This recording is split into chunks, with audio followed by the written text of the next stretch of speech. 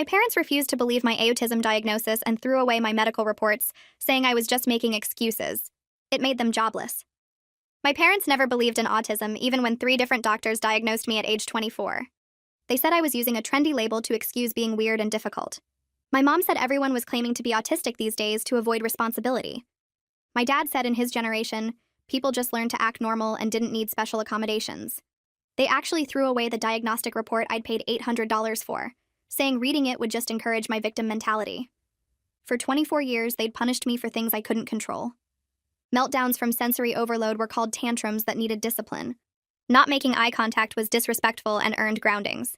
Stimming by tapping or rocking meant I was acting like a baby for attention. Special interests were obsessions I needed to grow out of. They'd force me into social situations that made me physically sick, then call me dramatic when I'd shut down.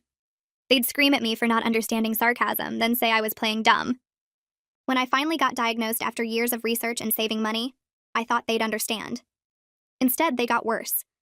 They said the doctors were scam artists selling fake disorders to millennials. They said I'd been perfectly normal until the internet convinced me otherwise. They actually told family members I was pretending to be autistic because I couldn't handle adult life. They'd invite people over and loudly explain that I was going through a phase where I thought I had autism, but they weren't enabling it. At family dinners, they'd point out every social rule I broke as proof I was choosing to be rude, not unable to understand. When I started wearing noise-canceling headphones in public, they'd rip them off saying I was being antisocial on purpose. When I finally got accommodations at work that let me thrive, they said my employer was too soft and I'd never survive in the real world. They'd constantly compare me to my cousin Tony, who they said was actually disabled because he used a wheelchair, while I was just making excuses. They'd post articles about overdiagnosis and how autism was the new fake trend. They'd comment on my friends' posts about neurodiversity, saying parents needed to stop babying their kids. They'd tell anyone who'd listen that tough love would cure what they called my imaginary autism. Then my dad's company got a new CEO, Mr. Harrison, whose grandson Oliver was autistic. Not that my parents knew this at first, they just knew Mr. Harrison was bringing major changes, and everyone needed to impress him to keep their jobs. My dad spent weeks preparing for the big meeting where department heads would present their teams. He practiced his presentation 100 times, making sure everything was perfect. My mom, who worked in the same company's HR department, was in charge of organizing the welcome dinner for Mr. Harrison's family. The night of the dinner, Mr. Harrison brought his wife and Oliver, who was 16. Oliver wore headphones, carried a tablet for communication, and had a support aide with him. My parents didn't make the connection that Oliver was autistic. They just thought he was rude. My mom loudly complained to her coworker that Mr. Harrison's grandson was wearing headphones at dinner. My dad said the kid was probably spoiled and couldn't put down his electronics. They actually made jokes about Oliver needing an aide to function, saying rich kids were so pampered these days. Mr. Harrison heard everything. During the dinner, Oliver had a meltdown when the restaurant changed the menu without warning. He started rocking and hitting his hands together. My mom whispered to her table mate that if that was her kid, she'd teach him how to behave in public. My dad said loud enough for everyone to hear that some parents just didn't believe in discipline anymore. Mr. Harrison's wife was trying to calm Oliver while my parents continued their commentary about proper parenting and not indulging bad behavior. Mr. Harrison stood up and announced that his grandson was autistic and was having a sensory overload, not a tantrum. He said ignorant comments from people who didn't understand neurodiversity were exactly why he'd implemented new company policies about inclusion and accommodation. He looked directly at my parents when he said the company would no longer tolerate employees who thought neurological differences were character flaws. My mom tried to backtrack, saying she didn't realize Oliver was actually disabled. Mr. Harrison asked what she meant by actually disabled. My dad jumped in, saying they understood real disabilities, but so many people faked things these days. Mr. Harrison asked for examples of fake disabilities. My parents, not knowing when to stop, started talking about me. They told Mr. Harrison about their daughter, who claimed to be autistic, but was just looking for attention. They said I'd been normal until I read about autism online. They actually laughed about throwing away my diagnosis because enabling my delusions wouldn't help anyone. They said they knew better than doctors who just wanted money. They told the CEO of their company that they'd refuse to acknowledge my autism because tough love was better than coddling. Mr. Harrison asked if I'd been professionally diagnosed, and they said yes, multiple times, but doctors would diagnose anyone these days. The room was silent. Requested Reds is on Spotify now. Check out link in the description or comments. Mr. Harrison's face changed in a way that made everyone at the table freeze. His jaw tightened and his eyes went from confused to angry in about 2 seconds. He stared at my parents like he couldn't believe what he'd just heard. The other dinner guests shifted in their seats and suddenly found their phones very interesting. A woman near the end of the table pretended to check a text message. A man across from my dad studied his napkin like it had instructions on it. But everyone was listening. You could tell by how still the room got and how nobody was eating anymore, even though the food was right there. My parents didn't seem to notice they'd just confessed to throwing away medical documents and calling autism fake to the CEO, whose autistic grandson was sitting right there. Mr. Harrison stood up slowly, and the chair legs scraped against the floor. He looked directly at my dad and asked if he was really saying that 3 different professional doctors who diagnosed his daughter were all wrong. My dad laughed, but it sounded nervous and wrong. He said doctors would diagnose anything these days if you paid them enough. He actually said that doctors just wanted money and would tell people whatever they wanted to hear. My mom nodded along and added that young people just wanted labels to excuse bad behavior. She said everyone claimed to have something these days to avoid taking responsibility. Mr. Harrison's voice went cold in a way that made the temperature in the room feel like it dropped 10 degrees. He said his grandson Oliver had those same doctors and went through those same tests. He said dismissing autism as fake was exactly the kind of ignorance his new company policies were designed to get rid of. He told my parents that insulting his grandson's diagnosis while mocking their own daughter showed they had no character. The words hit the table like rocks dropping. My mom's face went pale and she tried to backtrack. She said she didn't mean Oliver wasn't really autistic. She said she just meant that so many people fake it these days, and it's hard to know who's real. Mr. Harrison cut her off mid-sentence. He said there was no difference between calling his grandson's autism real and calling their employee's daughter's autism fake when they both had professional medical diagnoses from actual doctors. He said either autism was real or it wasn't, and they couldn't pick and choose based on who was convenient to believe. My dad opened his mouth, but nothing came out. Mr. Harrison told the entire table that the company's new inclusion policies had 0 tolerance for employees who mocked or dismissed brain differences. He said anyone who thought conditions like autism were character flaws instead of real diagnoses would not be working there much longer. My dad's face went completely white. You could actually watch the color drain out of it as he realized he'd just spent 10 minutes violating his new CEO's core values in front of a room full of witnesses.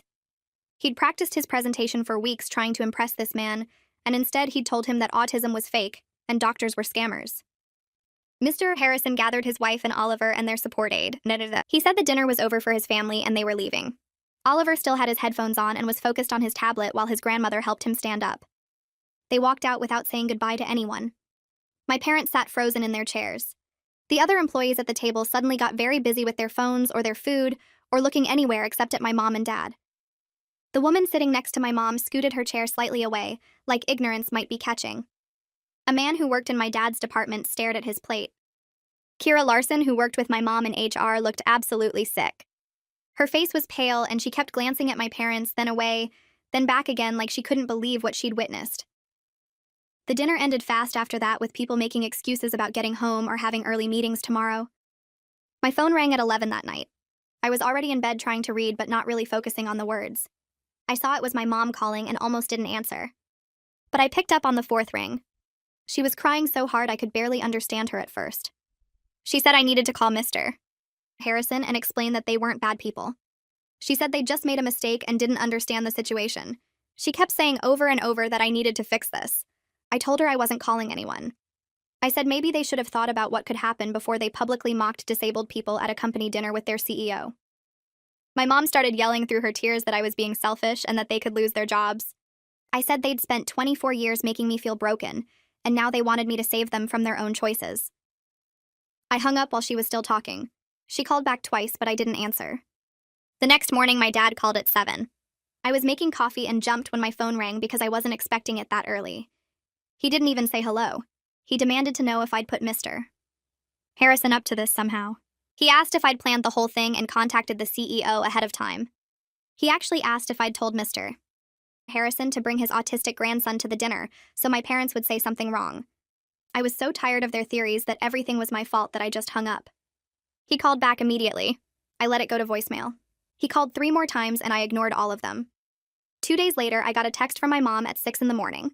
It said HR wanted to meet with both of them about what happened at the dinner. She sent 5 more texts in a row without waiting for me to respond. She was panicking and asking me to write a letter saying they were supportive parents who'd just had a misunderstanding. She said if I wrote a letter explaining that they loved me and just didn't understand autism yet, then maybe HR would go easier on them. She said I could save their careers if I just helped them out this one time. I read all the texts and didn't reply. She texted again an hour later asking if I got her messages, then again at lunch asking why I wasn't answering. I finally texted back that I wasn't writing any letter. I said they made their choices and now they had to deal with what happened next. She called me cruel and said I was punishing them. I turned off my phone. That afternoon, I got an email that made me cry, but in a completely different way. It was from someone named Chloe Wilkinson, who said she worked in my dad's department. She said she'd heard what happened at the dinner and wanted me to know she had an autistic nephew. She said if I ever needed someone to talk to who actually understood what it was like, then she was available anytime. She included her personal phone number and email. She said she knew what it felt like when family didn't understand, and that I deserved support. I sat at my kitchen table reading her email over and over. A complete stranger was offering me more understanding than my own parents ever had. I cried because someone I'd never met believed me without question, while the people who raised me thought I was lying. Her kindness felt huge and overwhelming in the best possible way. I saved her contact information and sent back a short email thanking her. My hands shook while I typed it because I wasn't used to people just believing me about being autistic without needing proof or explanations. I replied to Chloe's email the next day, saying I'd appreciate having someone to talk to who understood. We set up a coffee meeting for that weekend at a place near my apartment. When I got there, she was already sitting at a corner table with 2 cups in front of her. She waved me over and smiled in a way that felt genuine, not pitying. We talked for almost 2 hours. She told me about her nephew Christopher, who got diagnosed at 7 after his teachers kept saying he was disruptive. Her sister and brother-in-law spent months learning about autism, reading books, joining support groups, completely changing how they parented. She said it was hard for them to accept at first because they worried about what it meant for his future, but they chose to educate themselves instead of denying reality. She looked right at me when she said that parents who refuse to acknowledge their child's diagnosis are choosing their own comfort over their kids' well-being. She said my parents' reaction was unfortunately common, but completely wrong, and that I deserved better. She validated every single thing I'd been through without me having to prove anything. Then she mentioned something that surprised me. She said Mr. Harrison had been asking HR if there was any way to contact me because he wanted to apologize for what I'd overheard at the dinner. I must have looked confused because she explained that he felt terrible about the whole situation and wanted to offer support. I couldn't believe the CEO of a major company even knew I existed, let alone wanted to reach out to me. Chloe said, Mr. Harrison took neurodiversity personally because of Oliver, and that he'd been pushing for inclusion policies long before he became CEO. She asked if I'd be comfortable with her giving him my email address. I agreed, figuring I had nothing to lose. Within 3 hours of leaving the coffee shop, I had an email from Mr. Ed Harrison in my inbox. He apologized for my parents' behavior and said no one should have their diagnosis dismissed the way they'd dismissed mine. He wrote that he understood how painful family rejection could be, because he'd watched Oliver struggle with relatives who didn't believe autism was real. He offered to connect me with resources if I needed them, and said his door was always open. At the end of the email, he mentioned that the company had an employee resource group for neurodivergent workers and their families. He said I'd be welcome to join, even though I didn't work there, and he included contact information for the group leader, along with the meeting schedule. They met once a month at the company's community center. I read the email 3 times, trying to process that this level of support was coming from a stranger, while my own parents still refused to acknowledge my diagnosis. My mom called 2 days later from a number I didn't recognize. She was crying before I even said hello. She said the other HR employees were treating her differently now, giving her weird looks in the hallway and leaving rooms when she entered. She thought she was going to lose her job. She wanted me to feel sorry for her, to tell her it would be okay. Instead, I said, that's what happens when you publicly mock disabled people. She stopped crying immediately and her voice went sharp. She called me cruel and unsupportive, said I was punishing her for one mistake. I told her it wasn't one mistake. It was 24 years of refusing to see me clearly. She hung up on me. The following Tuesday, I drove to the company's community center for the resource group meeting. 8 people sat in a circle of chairs in a quiet room with soft lighting and noise-dampening panels on the walls. The group leader introduced herself and asked everyone to share their names and connection to neurodivergence. 5 people were autistic adults who worked at the company. 3 were parents or siblings of autistic family members. For the first time in my life, I sat in a room where people just understood without me having to explain or justify everything. Nobody questioned whether autism was real. Nobody suggested I was exaggerating my struggles. Nobody compared me to other disabled people to determine if I was disabled enough. One woman named Millicent talked about her daughter who was 8 and had just been diagnosed. She said her sister Kira worked in HR and had told her about what my parents said at the dinner. Millicent looked directly at me and said she couldn't imagine treating her daughter that way, and several people around the circle nodded in agreement. Another person shared about getting diagnosed at 35 and how their spouse had to completely relearn how to communicate with them. Someone else talked about workplace accommodations that changed their life. The conversation flowed naturally, everyone speaking when they had something to add, nobody forcing eye contact or small talk. I felt something relax in my chest that had been tight for years. 2 weeks after the dinner incident, my parents both received formal write-ups. The investigation had concluded they violated company policy on disability discrimination. My dad called me that evening and he was screaming before I finished saying hello. He said I'd destroyed their lives, that everything was my fault, that I'd always been difficult, and now I'd ruined their careers. I let him yell for maybe 30 seconds before I interrupted him. I told him they destroyed their own lives by being cruel and ignorant. I said they made choices and now they were dealing with what happened next. He started to argue, but I kept talking. I told him I spent 24 years being punished for having a disability I didn't know I had, and they spent those years making me feel broken instead of getting me help. I said if they lost their jobs over refusing to show basic human decency, that was on them, not me. He called me selfish and ungrateful. I hung up and blocked his number. Then I blocked my mom's number too and every other number they'd tried calling me from. I was done being their scapegoat. 3 days passed before my mom showed up at my apartment without warning. I looked through the peephole and saw her standing in the hallway holding a coffee from the place I liked, which felt like a trap. I opened the door but didn't invite her in. She asked if we could talk and said she wanted to understand autism better. I stepped aside to let her enter because part of me still hoped she might actually listen this time. She sat on my couch and started asking questions about sensory issues, but when I explained how certain sounds physically hurt and made my brain feel like it was overloading, she interrupted. She said I never seemed bothered by noise as a kid, and that I'd always been fine at family gatherings. I reminded her about the time I locked myself in the bathroom at her birthday party because the music was too loud, and she'd dragged me out calling me dramatic. She waved her hand, dismissing that memory entirely. I asked her point blank if she remembered all the times I had meltdowns that she called tantrums. She paused for a second, then said those were just me being dramatic and looking for attention. I walked to my bedroom and pulled out the folder where I kept copies of my diagnosis report, the same one they'd thrown away. I brought it back and tried to show her the page listing symptoms and how they matched my childhood behaviors. She wouldn't even look at it. She kept her eyes on her coffee cup and said reading that would just encourage me to use autism as an excuse. I felt something break inside me that hadn't fully broken before. She stood up saying she needed to leave and that I was being difficult on purpose.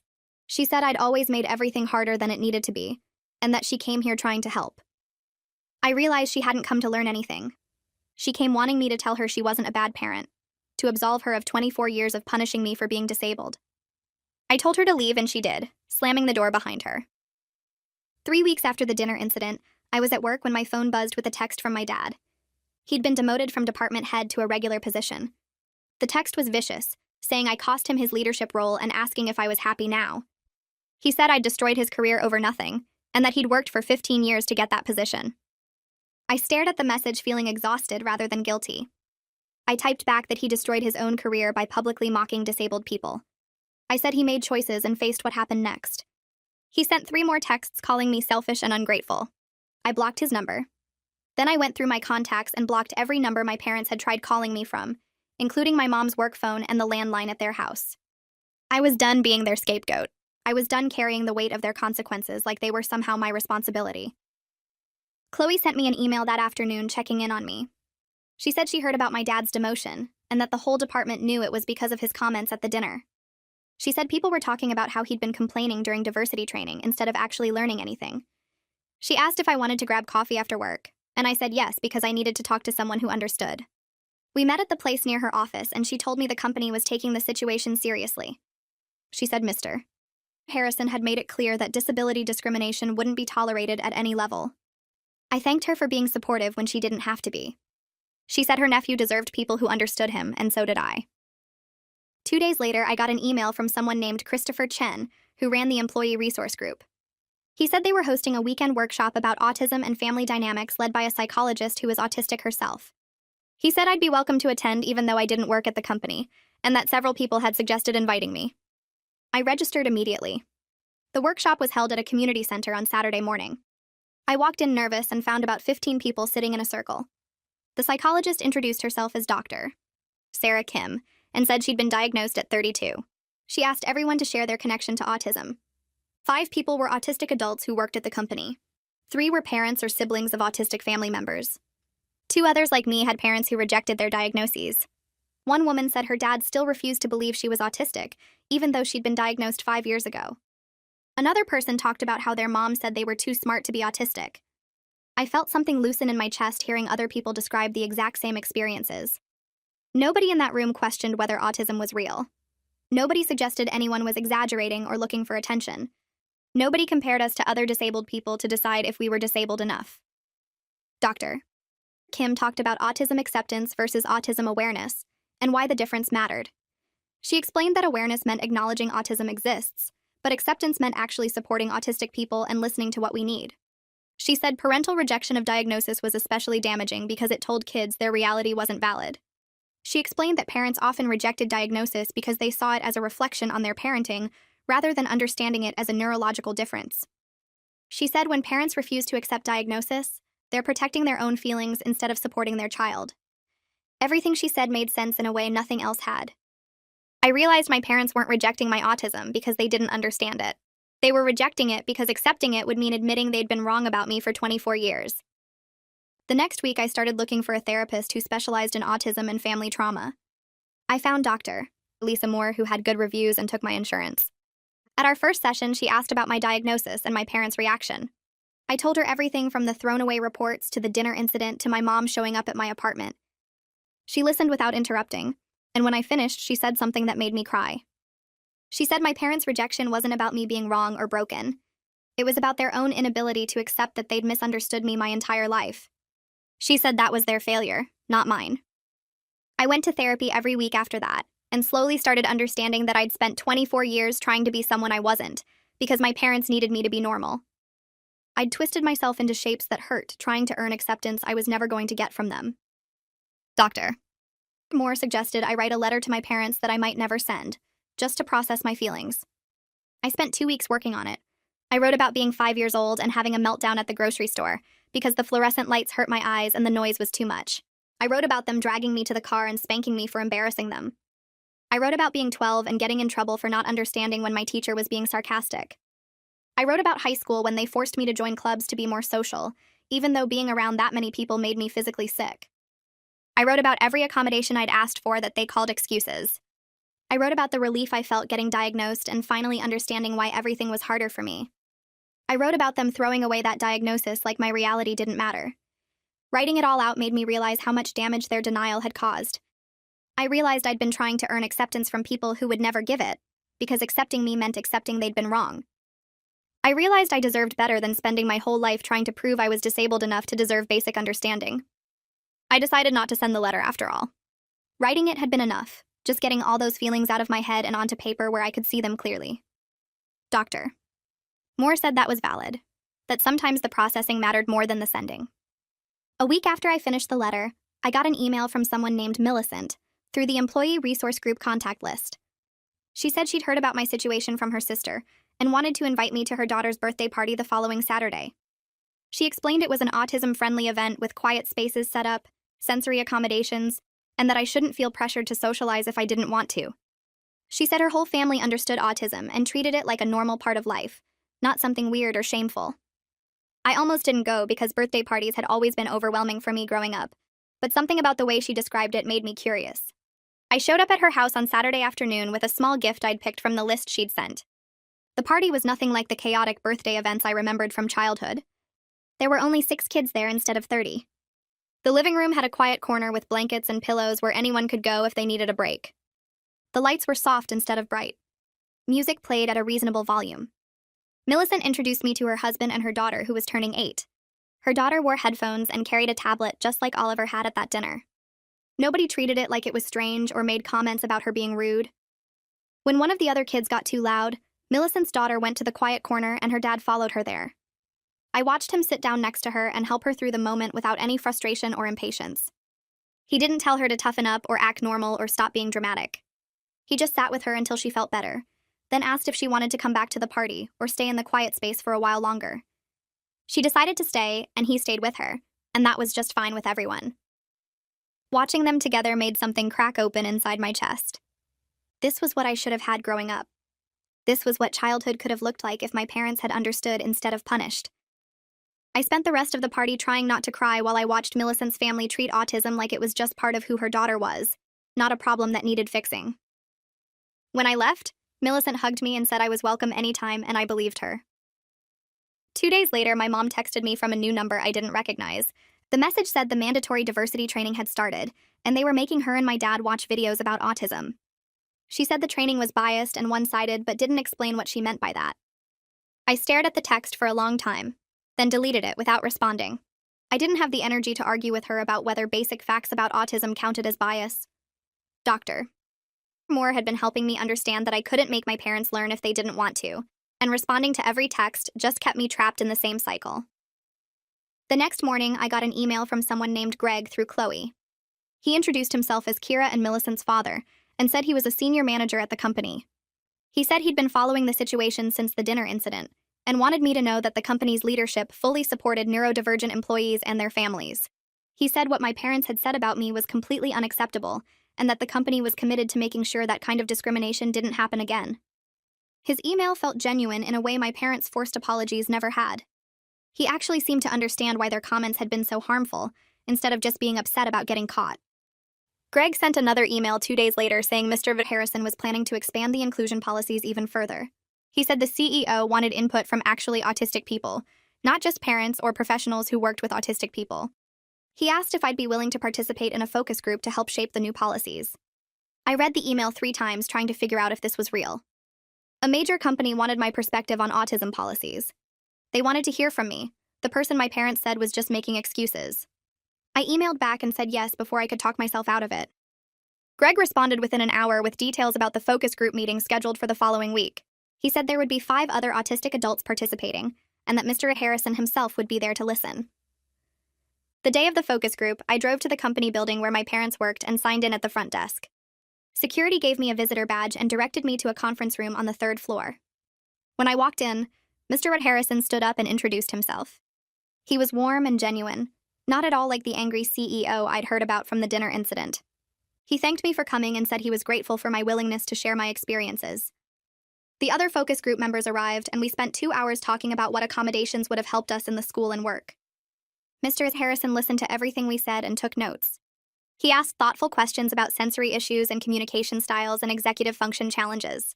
When I talked about how my parents had punished me for things I couldn't control, he nodded and said he was sorry I'd gone through that.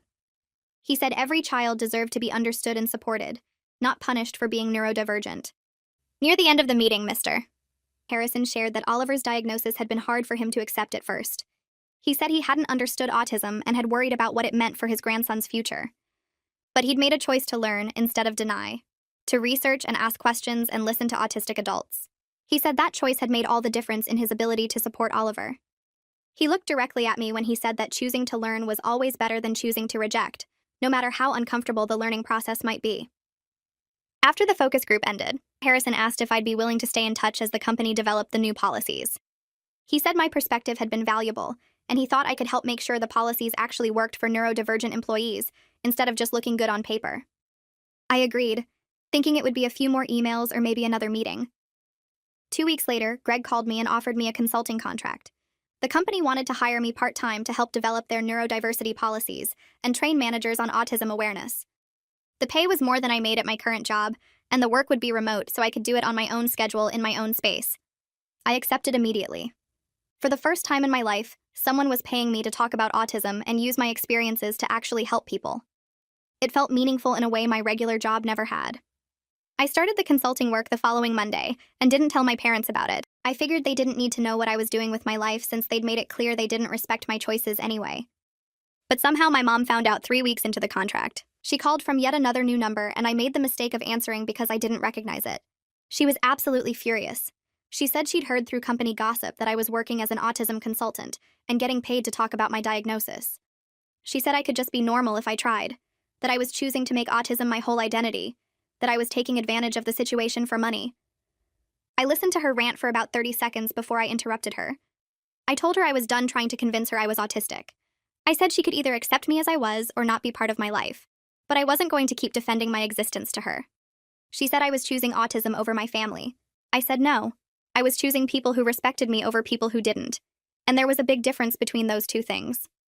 She started crying and saying I was breaking her heart and that she'd given me everything and this was how I repaid her. I told her she'd given me 24 years of punishment for being disabled, and that wasn't something I owed her gratitude for. Then I hung up and blocked the new number. The blocking felt like the right choice at first, but 3 weeks later I was still getting updates about my parents through other people. Chloe messaged me saying my dad's performance improvement plan had ended and it didn't go well. She said HR put him on a final warning, which meant one more mistake, and he was done. She also mentioned he'd been complaining constantly about the sensitivity training, calling it political correctness gone crazy and saying the company was too worried about feelings instead of results. I thanked Chloe for letting me know and felt nothing about it. My dad had chosen to keep digging his hole deeper instead of just learning to treat people with respect. I spent that evening finishing the letter I'd been writing to my parents for weeks. My therapist had suggested it as a way to process everything, but I'd never planned to actually send it. I read through all 6 pages and realized maybe they needed to see it. The letter explained what I'd learned about autism since my diagnosis, how sensory issues actually worked, why I couldn't just try harder to act normal. I wrote about the 24 years of being punished for things I couldn't control and how much damage that had caused. I explained masking and burnout, and why their tough love approach had just made everything worse. At the end, I said I was willing to have a relationship with them, if they were willing to actually try to understand, instead of just dismissing everything. I attached resources about autism, links to articles written by autistic adults, and information about the support groups I'd joined. Then I sent it before I could change my mind. My mom responded 2 days later with an email that made my stomach hurt. She said I was being manipulative and trying to make them feel guilty for being good parents. She said the letter was full of excuses and that I was rewriting history to paint them as villains, when they'd only ever wanted what was best for me. She claimed I was using therapy language to attack them, and that I needed to take responsibility for my own choices instead of blaming my childhood. My dad didn't respond at all, which somehow felt worse than my mom's anger. I read her email 3 times and then closed my laptop. I'd done everything I could. I'd gotten diagnosed, tried to explain, offered resources, extended an invitation to rebuild our relationship. Their choices were their own now, and I couldn't keep carrying the weight of their refusal to understand. The company launched its new neurodiversity initiative the following week with a massive email announcement to all employees. The message outlined new accommodation policies, resources for neurodivergent workers, and mandatory training for all managers on disability inclusion. Mr. Harrison wrote in the announcement that the program had been developed with input from neurodivergent consultants and that the company was committed to creating an environment where everyone could succeed. I read the email sitting at my desk and felt proud of the work I'd contributed. My name wasn't mentioned anywhere, but I knew which policies I'd helped design, which resources I'd recommended, which training materials I'd reviewed. Something I'd built was going to help real people. The messages started coming in that afternoon. 3 different employees from the company reached out to thank me for the new policies. One woman said her teenage son was autistic, and the resources in the announcement were exactly what she'd been looking for. Another person said they'd been quietly struggling with sensory issues at work for years, but never knew they could ask for help. The third message came from a woman who said she'd been masking her autism at work since she was hired 5 years ago, because she was scared of being seen as difficult or incompetent. She said the new policies made her feel safe enough to finally request the accommodations she needed. I responded to each message and felt something shift inside me. This was real impact, not just words on paper. My consulting work started expanding beyond just that one company. Word spread through professional networks, and I got contacted by 2 other businesses asking if I could help them develop autism-friendly policies. One was a tech company trying to recruit neurodivergent employees, but not knowing how to support them. The other was a retail chain that wanted to train managers on working with autistic staff members. I agreed to both projects, and suddenly I had more consulting work than I could handle alongside my regular job. I was building an actual career out of something my parents had called fake. There was a certain satisfaction in that, in proving through success that autism wasn't an excuse or a trend, but a real thing that real people needed real support for. 6 months after the dinner incident, Chloe called me instead of texting. She sounded uncomfortable and said she had news about my dad. He'd been fired that morning for failing to meet the terms of his final warning. She said he'd missed deadlines, made more comments about diversity initiatives being a waste of time, and generally shown he wasn't willing to change his behavior. HR had decided he was a liability and let him go.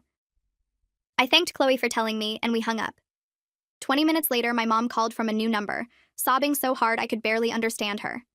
She said it was all my fault, that I'd destroyed my dad's career, that we'd been a happy family until I decided to call myself autistic.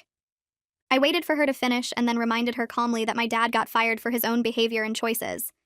I said he'd chosen to mock disabled people, chosen to ignore training, chosen to keep making discriminatory comments even after being warned. Those were his decisions, and the consequences were his to own. My mom got demoted 3 weeks later. She sent me an email saying leadership had moved her to a lower position in HR because they didn't trust her to handle disability accommodations fairly after everything that happened. She said I'd ruined both their careers and that they would never forgive me. The email was full of blame and anger and zero acknowledgement that maybe their own actions had caused this. I read it twice and then started typing my response. I kept my reply short and direct. I said I didn't ruin anything, that they'd made choices and those choices had consequences. I reminded her that they'd publicly mocked disabled people, including their own daughter, refused mandatory training, and shown they couldn't be trusted to treat neurodivergent employees with basic respect. I told her I was open to rebuilding a relationship when they were ready to actually accept me for who I was, but I wouldn't keep defending my existence to them. I said I hoped someday they'd understand, but until then I needed to protect myself from their constant blame and rejection. Then I sent it and felt lighter than I had in months. Chloe reached out again a few weeks later saying my dad was having trouble finding new work. She'd heard through former colleagues that when potential employers called for references, people were being honest about why he was fired. She said it was harsh, but that companies took disability discrimination seriously now, and nobody wanted to hire someone with that kind of record. I felt bad for about 5 seconds, and then remembered all the times my dad had said I'd never survive in the real world without toughing up. Turns out the real world had standards about treating people with disabilities like human beings, and he was the one who couldn't meet them. I started looking for support groups about a month after everything happened with my parents. I found one that met Tuesday nights at a community center across town, and I drove there feeling like I might throw up the whole way. Walking into that first meeting was scary because I'd spent my whole life being told I was making up my autism, and part of me worried these people would see right through me and say I didn't belong. But the moment I sat down in that circle of folding chairs, and the group leader asked everyone to share their week, I realized nobody was going to question whether I was autistic enough. A woman named Jessica talked about having a meltdown at the grocery store when they rearranged all the aisles. A guy named William shared that his family still introduced him as their son, who has issues instead of their autistic son. Someone else talked about struggling to keep a job because employers said they were too rigid about needing routines.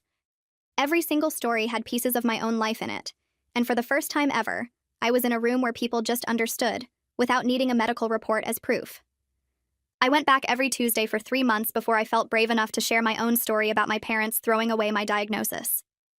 When I finished talking, Jessica reached over and squeezed my hand, and William said his parents did something similar by refusing to tell anyone he was autistic, because they were embarrassed.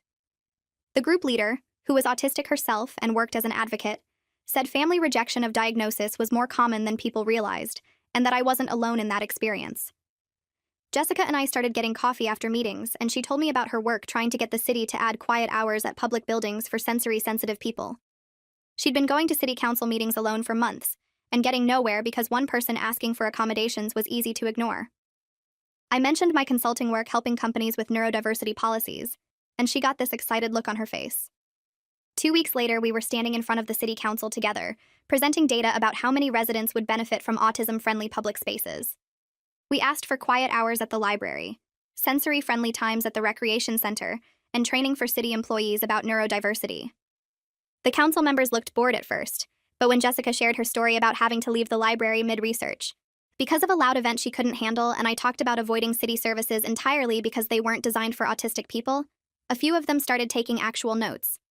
They didn't approve everything we asked for, but they agreed to pilot quiet hours at the library and said they'd revisit the other requests in 6 months. Jessica and I left that meeting feeling like we'd actually accomplished something, and we kept going back every month to push for more changes. My consulting work kept growing through that whole time. More companies heard about the neurodiversity program I'd helped develop and wanted similar policies for their workplaces. I was doing consulting work every evening and weekend on top of my regular job, and I was exhausted, but also happier than I'd ever been. My regular job still felt like I was trying to fit into a space that wasn't made for me, even with accommodations. My boss would schedule surprise meetings that threw off my whole day. Coworkers would get annoyed when I asked for written instructions instead of verbal ones, and the open office layout meant I was overstimulated constantly. But my consulting work let me control everything about how I worked. I could schedule meetings in advance, communicate by email, work from my quiet apartment, and structure my day in ways that actually worked for my brain. 6 months after I started the consulting business, I was making almost as much from it as my regular job. 8 months in, I was making more. I gave my 2 weeks' notice on a Thursday morning, and my boss seemed surprised even though I'd been pretty open about how hard the environment was for me. My last day felt like taking off shoes that were 2 sizes too small, and I walked out of that office knowing I was never going back to a workplace that expected me to mask and struggle just to fit in. Working for myself meant I could finally structure my life in ways that made sense for my brain. I worked early mornings when I had the most energy, took breaks when I needed them, and didn't have to pretend to be social during lunch. My business kept growing because companies were starting to realize that neurodiversity wasn't just a nice idea, but actually made their workplaces better for everyone. I was making enough money to live comfortably, and more importantly, I was doing work that actually mattered. Every time I helped a company create better policies, I thought about other autistic people who might have easier lives because of it. I thought about kids who wouldn't grow up being punished for things they couldn't control the way I had been. Then, almost exactly a year after the dinner incident, I got an email from Mr. Harrison's assistant asking if I'd be willing to speak at the company's annual diversity event. The email said, Mr. Harrison thought my story about being diagnosed as an adult and facing family rejection would help other employees who might be struggling with similar experiences. My first reaction was absolute terror because public speaking had always been hard for me, and talking about my parents in front of hundreds of people sounded impossible. But I kept thinking about that woman at my first support group meeting who'd said hearing other people's stories made her feel less alone, and I thought maybe my story could do that for someone else. I emailed back saying yes before I could change my mind, and then I spent the next month writing and rewriting my speech about 50 times. The day of the diversity event, I showed up 2 hours early because being late would have made my anxiety worse. The event was in a hotel conference room with probably 300 people, and I sat backstage feeling like I might pass out while other speakers went before me. When they called my name, I walked out to the podium with my notes shaking in my hands. I'd memorized most of the speech because reading the whole thing would have been too hard, but having the notes there felt safer. I started by talking about what it was like to spend 24 years not understanding why everything felt harder for me than it seemed for other people.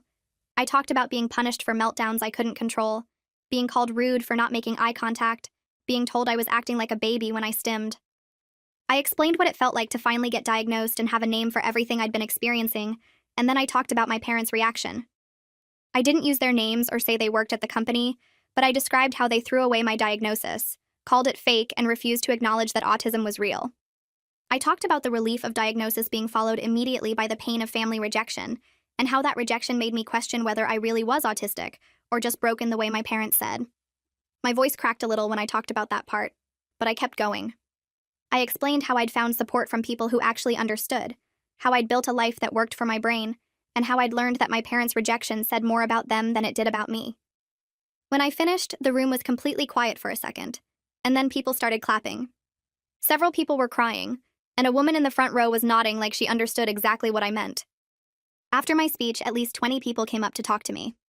Some thanked me for sharing my story, some told me about their own experiences with autism or other disabilities, and several people said they'd never really understood what neurodiversity meant until hearing me explain it.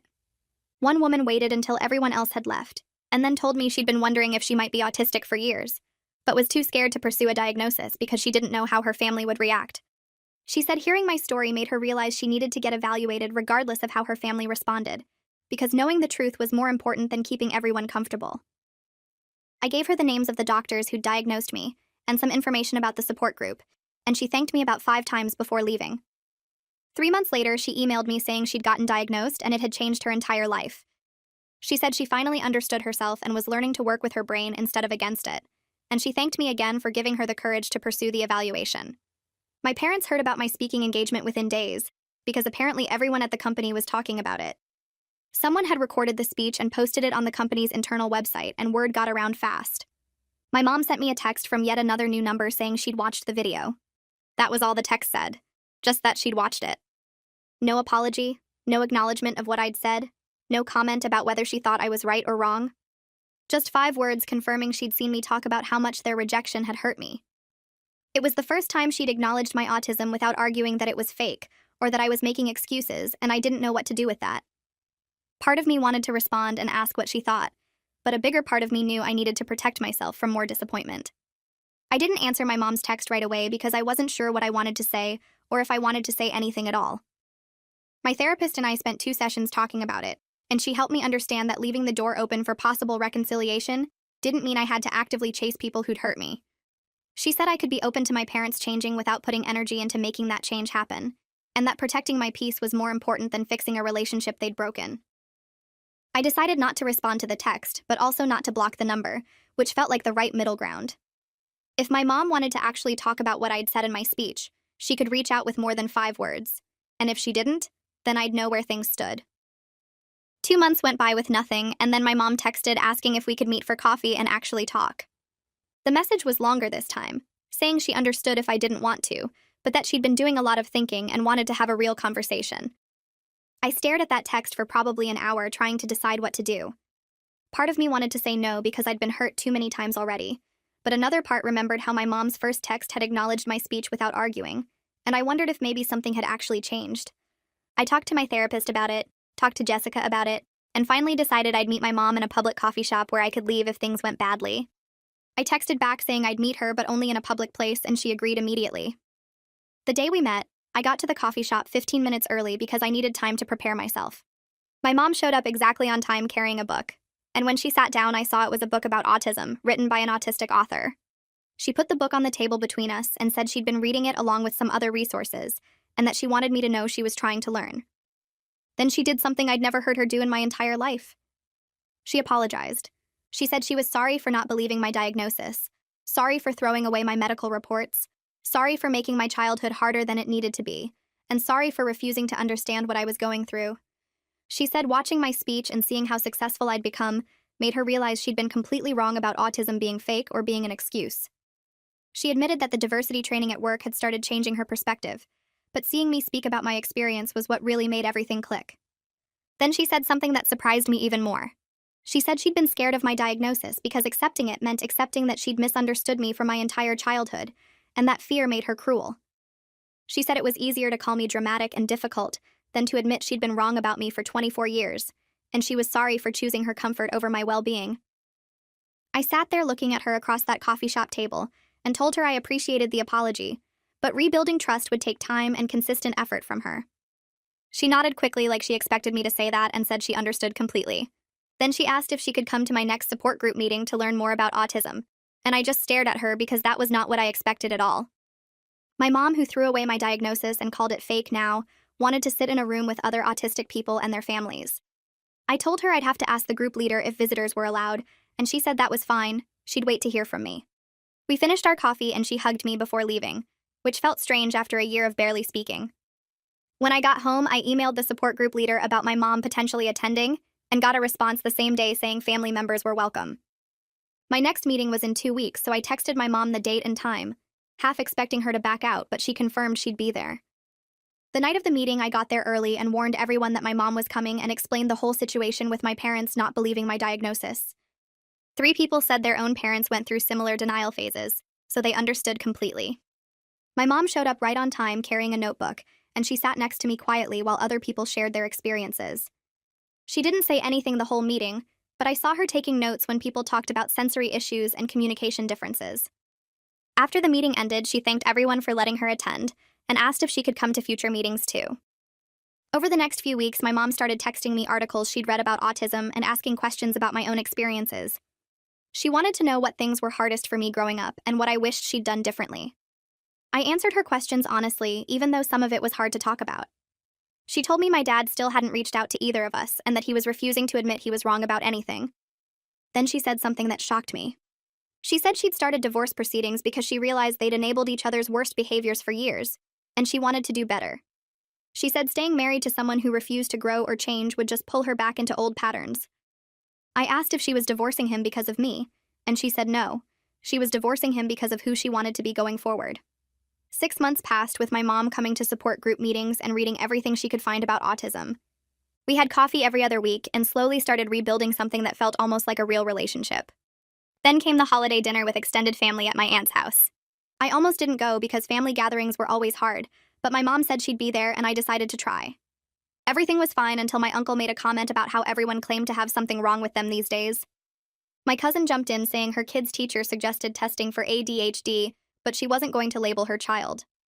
Then my aunt said parents just needed to discipline kids instead of making excuses. I felt my whole body tense up and started planning my exit when my mom spoke up. She told them they were wrong and that neurodiversity was real and dismissing it hurt people. She explained how autism affected daily life using things she'd learned from support group and from me. She said she'd spent years being ignorant like them and it was her biggest regret. The table went quiet, and my uncle tried to argue, but my mom shut him down. She kept going until they stopped making comments, and I just sat there stunned because my mom was actually defending me. I'm building a life now surrounded by people who understand and accept me. My consulting work helps companies create better policies for neurodivergent employees, and I get messages from people saying those changes made their jobs possible. I have friends from support group who get what it's like to be autistic without me having to explain everything.